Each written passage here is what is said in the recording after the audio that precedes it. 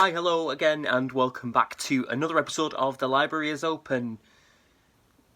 Library? No, you can't do that. It's not like YMCA. Welcome back to The Library is Open, so I hope you brought your library card, darlings.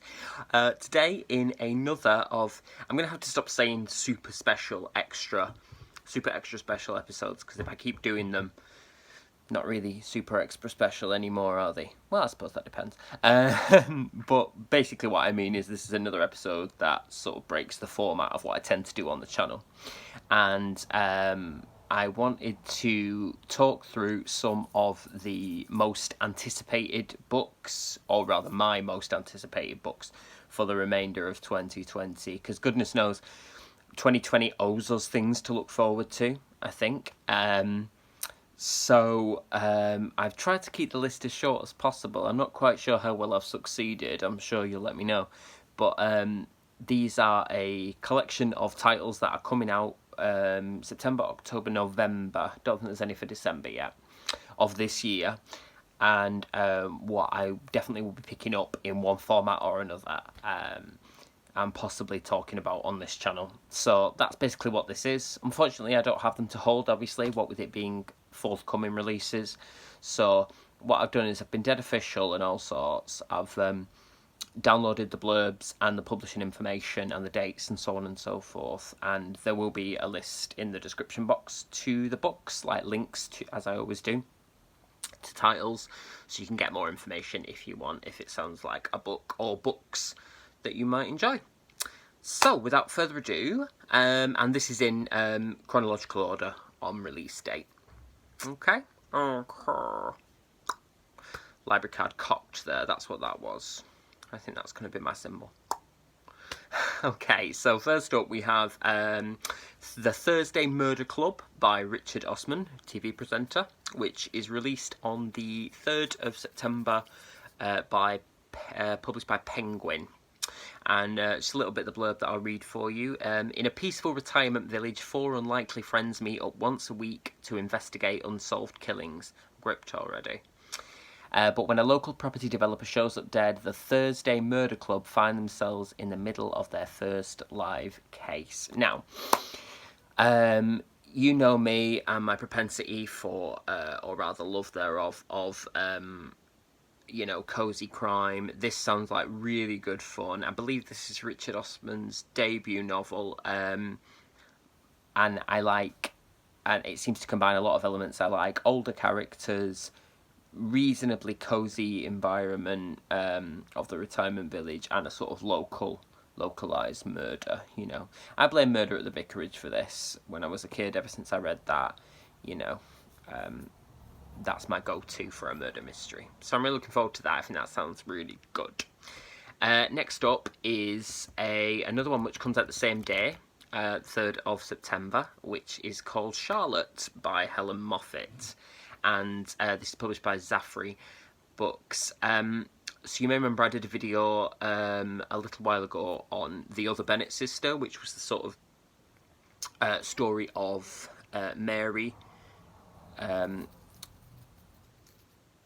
Bennett, obviously it's in the title, Mary Bennett, after Pride and Prejudice. Well, this is a story about Charlotte Lucas, who's the character in Pride and Prejudice, who marries Mr. Collins, who had originally proposed to Lizzie, the heroine of Pride and Prejudice, and she turns him down.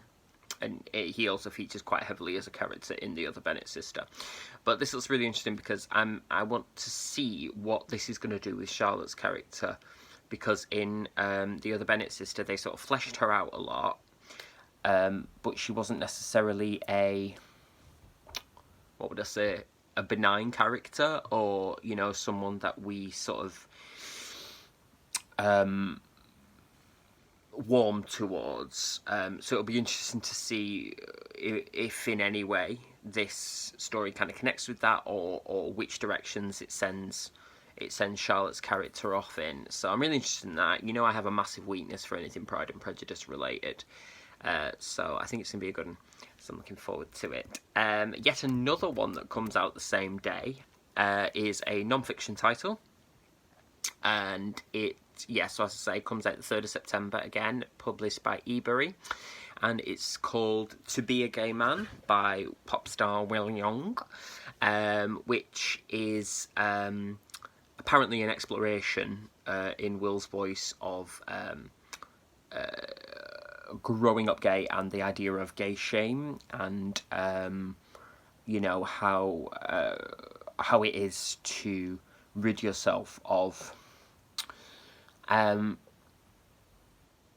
you know, sort of coming out and being put in a position whereby you have a weight of societal judgment and expectation on you. I imagine this might touch on themes that are in a book called The Velvet Rage by Alan Downs, which came out quite a while ago, which touched on the idea of gay shame in terms of how we, as queer people, internalise other people's ideas about queerness and non-conformity and stuff, and how that can show itself in our behaviours and emotional responses. And I think this is about Will's own journey through that. I believe he had quite extensive therapy around that, so I'm really interested to see this, because I think Will Young's really smart, and he looks brilliant on the cover as well. I will just say, have a look at one of the links below. The cover art's gorgeous, so looking forward to that one. Let's move on from the 3rd of September and go to the 17th, so a couple of weeks later. And the next book I want to talk about is D by Michel Faber, which is published by Transworld. Michel Faber is, if you are aware of it, is the author of Crimson Petal and the White. Massive doorstop of massive doorstop of a book, which was also adapted for the BBC by the BBC. It's a brilliant book. I really enjoyed it, and this one sounds really intriguing. I'll just read you the premise. So it says, it all starts on the morning the letter D disappears from the language. First, it vanishes from her parents' conversation at breakfast, then from the road signs, and then from her school dinners. Soon the local dentist and the neighbour's Dalmatian are missing, and even the donkey derby has been called off. Though she doesn't know why, TLIO is summoned to the home of her history teacher, Professor Dodderfield, and his faithful Labrador, and this is where our story begins. And apparently it's set between England and the wintry land of Liminus, which is a world enslaved by the monstrous Gamp and populated by fearsome, enchanted creatures. So that sounds really interesting. I'm really into that idea of what impact would be wrought by something disappearing from our language. There's been some really interesting films and stuff about the importance of words or language. One that springs to mind is a movie I saw a while back called Pontypool, which is sort of psychological, maybe horror, I want to say, which is about, no spoilers, but it's to do with language and the power it can have. So I'm really interested in this, and I really like Michel Faber's writing, so fingers crossed it's going to be a good one. I can't actually tell if this is going to be YA or adult fiction. Not that it particularly matters, but we shall but see, because that's out in a few weeks. So, also on the same day is a book that I really I like. I'm anticipating this based on somebody's blog and how they described it, which I'll tell you in a minute. And they called it the queer slacker pizza delivery novel we've been waiting for. I mean, I'm sold. You know what I mean? And it's called Pizza Girl by Kyoung Frazier. As I say, released the 17th of September and published by HarperCollins. And this is the one of the most anticipated books of 2020, as voted for by Vogue, Harper's Bazaar, Elle, Marie Claire, BuzzFeed, and Time, as well as some more. And it's said it's perfect for fans of Normal People and Fleabag. I was kind of like, on both of those, but this does sound good. So this is about, well, I'll just read the blurb. 18 years old, pregnant, and working as a pizza delivery girl, our dysfunctional heroine is lost and in complete denial. She's grieving the death of her father, avoiding her loving boyfriend, and ignoring her future. But her world is further upended when she becomes obsessed with Jenny, a stay-at-home mother new to the neighbourhood, who comes to depend on weekly deliveries of pickle-covered pizzas for her son's happiness. So that sounds like really interesting, quite a good trope of, which we recognise a lot in fiction, the whole sort of unlikely friendships and so on and so forth. The fact that it's queer, the fact that it's person of colour author as well is particularly interesting to me as I continue to diversify my reading list. So I think that sounds like it could be good fun. Moving on another week, we have another sort of autobiography or memoir, and this is one of my favourite people in the world. This comes out on the 24th of September, published by Simon & Schuster, and it's called It Takes Guts by Skin, who is the lead singer of Skunk Anansie. Skunk Anansie, one of my favourite bands of my teenage years, and they remain so. I think Skin's an amazing person, an amazing artist. And it says here in the blurb, it charts Skin's fascinating journey from performing in London's sweaty basement bars, tell me about it, to the stages of jam-packed arenas around the world, as well as her role as a trailblazing social and cultural activist and a champion of LGBTQ+ rights. Now, I think Skin, as a songwriter and artist, has an amazing voice and an amazing, both literal and metaphorical, and a lot to say that I'm interested in hearing. So I'm really looking forward to reading her memoir. So it's not my nose ring out. Then I'm not picking my nose.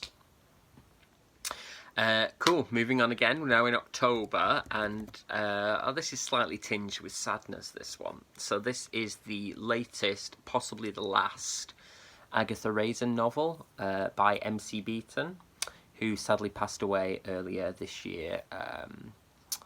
And I think it's been half written by her and then ghost-written the remainder by R.W. Green. And it's the 31st Agatha Raisin cosy mystery novel. So this is out on the 1st of October by Little Brown. If you don't know anything about Agatha Raisin, I am doing a video which should be out just after this one, if not within a week, called Cozy Crime for Troubled Times, and I talk about it more in there. But this is a character, Agatha Raisin, who's a private detective, former London PR company owner, very sort of brusque and sort of to the point, and she moves to a Cotswold village where she becomes thrust into crime, basically, and eventually she ends up owning her own private detective agency. She's delightfully...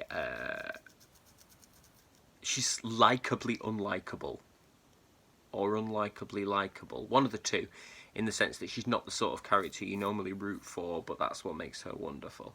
There's also a Sky TV series about Agatha Raisin as well, starring Ashley Jensen from Ugly Betty, amongst other things. And so I am worried that this is going to be the last one. Anyway, this is called Hot to Trot, Agatha Raisin 31, and it's set at a high society wedding and a glitzy masked ball.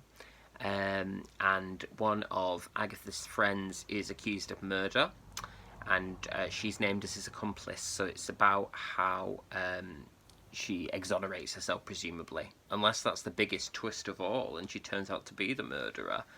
That'd be a good way to end a series, wouldn't it? Mm-hmm. Also that day, another crime related one. This is 1st of October. It's called The Postscript Murders, and it's by Elly Griffiths, who writes the Ruth Galloway mysteries that I've discussed previously on the channel. But this is not a Ruth Galloway novel. This is a... Elly Griffiths also does standalone novels. She did one, I think, last year or the year before, called The Stranger Diaries, which was really, really good. And this is about the death of a 90-year-old woman with a heart condition called Peggy Smith, and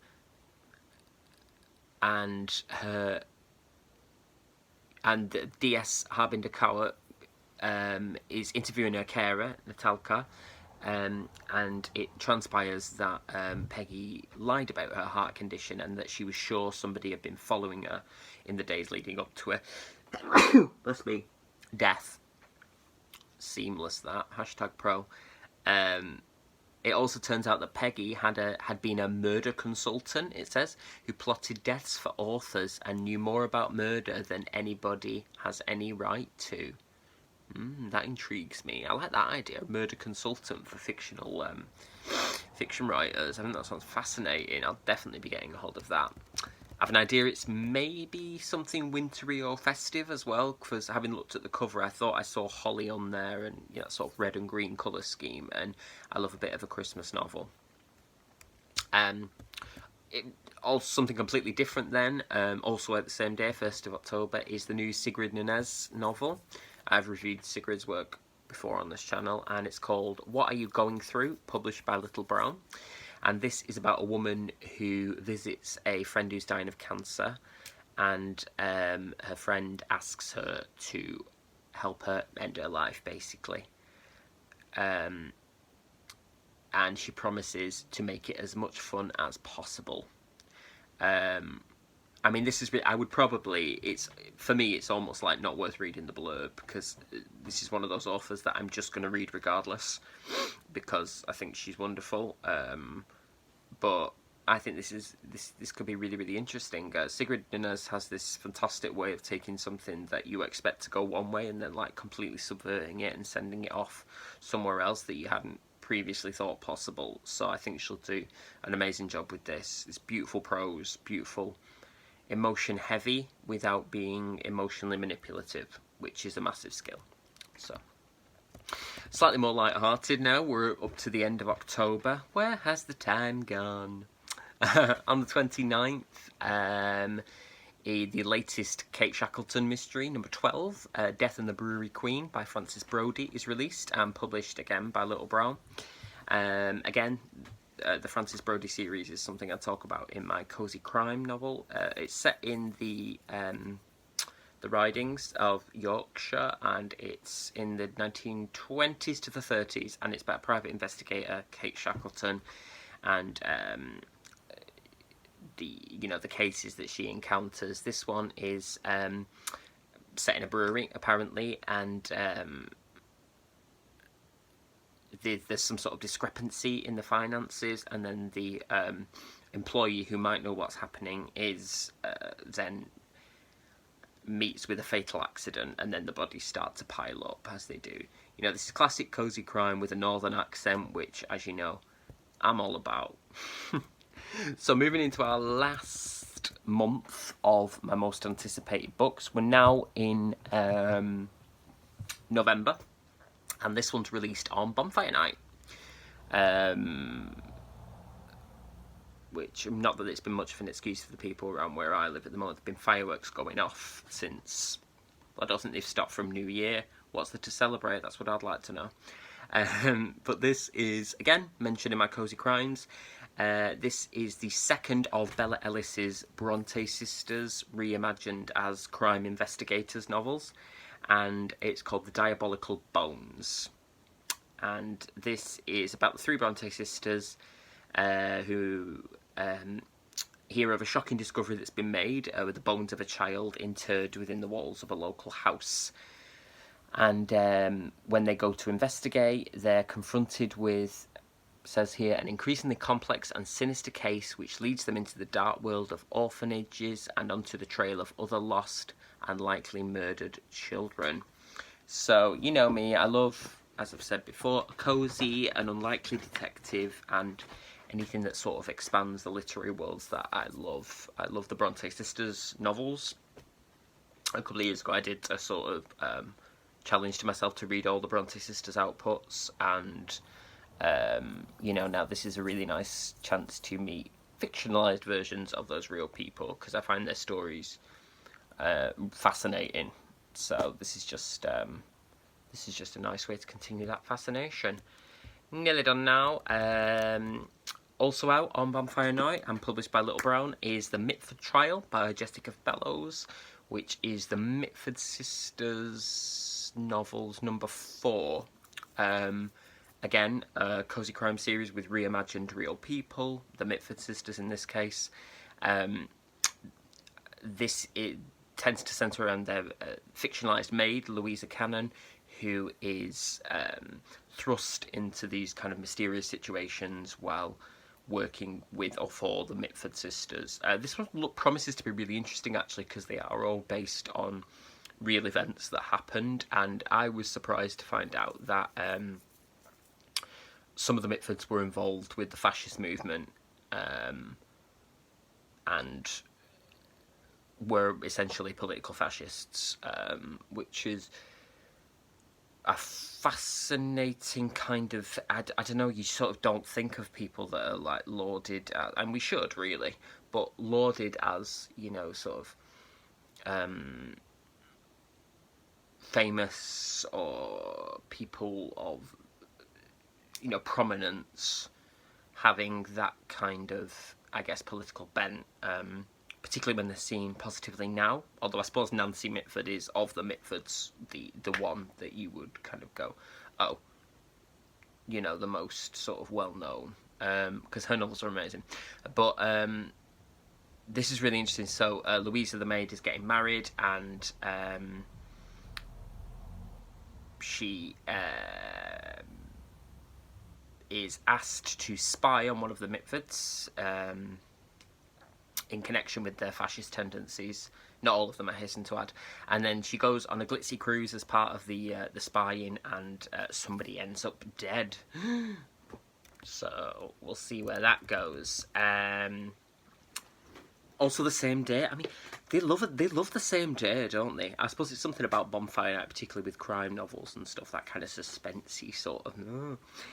This one is Nicola Upson's new novel, The Dead of Winter, which, again, is a real person recast as a detective, featuring real-life details, but then fictionalised accounts. So this is Josephine, who was a mystery writer back in the day, who is, you know, some of her novels are Shilling for Candles, Miss Pym Disposes. She was very famous, basically, and in this series she's sort of reimagined as a detective.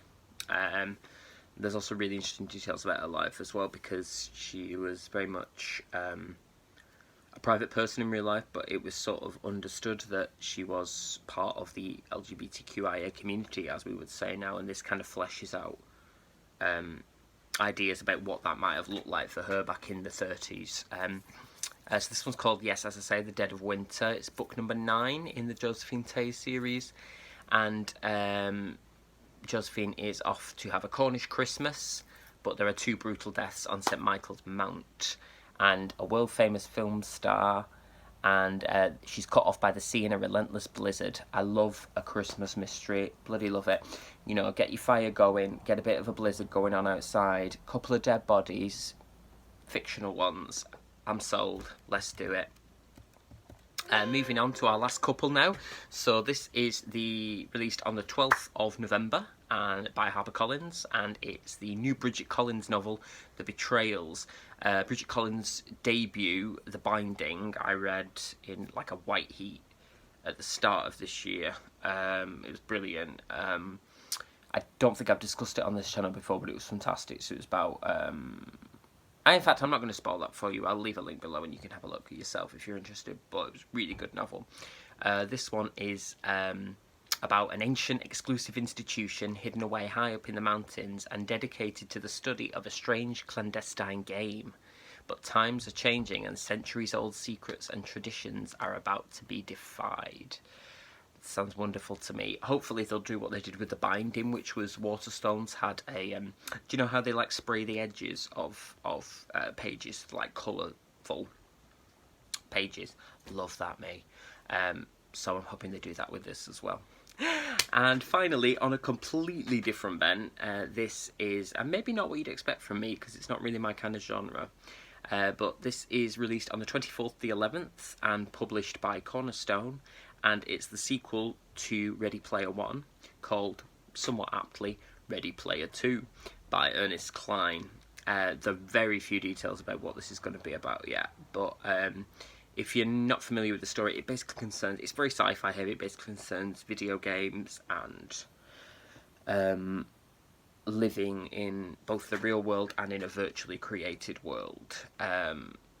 So there's a movie version of, well, I think it was Spielberg directed that came out. I haven't actually seen that yet, but I really enjoyed it. To say it's not normally my kind of thing, so I'll probably check out Ready Player 2, because Ernest Cline has a very sort of thriller-esque approach to prose writing, in the sense that you're just like, I need to know what's going to happen now, which is, that's a massive skill. So I'm looking forward to that one. So there we go. Those are my most anticipated releases for the rest of the year. Well, up to November at least. I may do another one of these if there's some updates as to December releases, because there will be, what with the festive season coming up.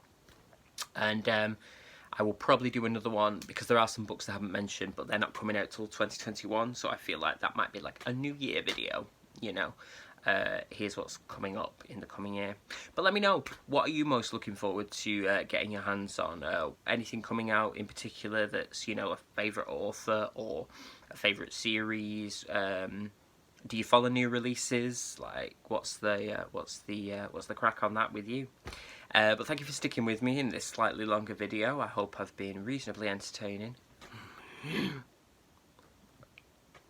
That wasn't entertaining, was it? That was just disgusting. But thank you as always. I do appreciate massively your support. Sound off in the comments, give me a like and a subscribe if you haven't already, and maybe consider following me on the socials. I'm on Twitter at StuArtCrowther with capital letters on the art. That'll be linked to the pinned comment. And I'm on Twitter as my drag persona Creeping Miasma, where I also talk about book things and theatre things, which is my other job. Much love to you all. Put your library cards somewhere safe and dry, especially as the summer's now at an end and we're looking up autumn. And take care of yourselves. Lots of love, my darlings. Mwah.